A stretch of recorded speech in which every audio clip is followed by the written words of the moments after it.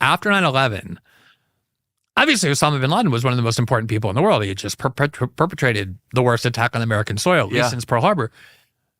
And a lot of people wanted to interview him or play clips of interviews. The United States government called all the network news agencies into the White House and said to them, you should not and cannot interview Osama bin Laden or show any interviews with him. And they invented this excuse as to why, which is that he might put some sort of code in his interviews that signal to sleeper cells. Like he might like wiggle his ear like Carol Burnett did, or like, raise his eyebrows 3 times or blink in a Morse code in a certain way. And the networks all obeyed.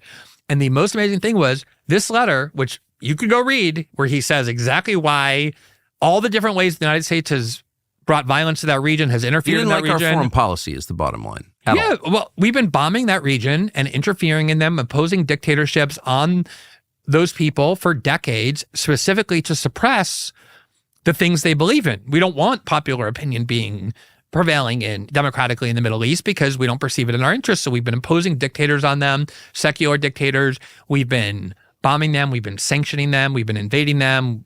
Of course, we support Israel, which in that region people view as this grave assault on the rights of Palestinians. But we put bases in Saudi Arabia, which is the most sacred soil to that religion. We imposed a blockade and sanction regime on Iraq, which Madeleine Albright admitted killed 500,000 children, but nonetheless said it was worth it. So we've been so active in that region, and that's the reason they wanted to attack back. That's the reason Al-Qaeda had so much support. But they banned Osama bin Laden from being heard, just like the EU banned Russian state media from being heard, because of course you don't want Americans being exposed to this. And then the amazing thing is that letter, which really didn't get much attention at the time, the only place it existed on the internet was on the Guardian's website. And somehow, 22-year-olds on TikTok found that letter and they started talking about it. And they were like, oh my God, I was never told this before. He didn't attack us because he hates us for our freedom. He says specifically here why they're attacking us. And in other words, they were reading a historical document and discussing it, things that you would want a free citizenry to do.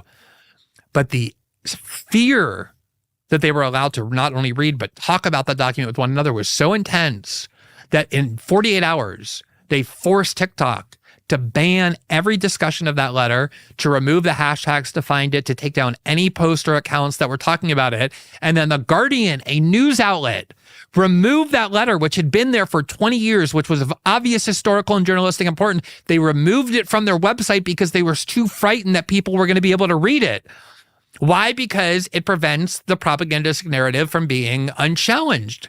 And that's the same with Russia and Ukraine. That shows you how we think we're so free. We hear so much dissent because you have a Republican and Democrat bickering on a cable show about trivial things. You're like, oh, look, we have free debates, open debates. They don't get to have that in Russia and China.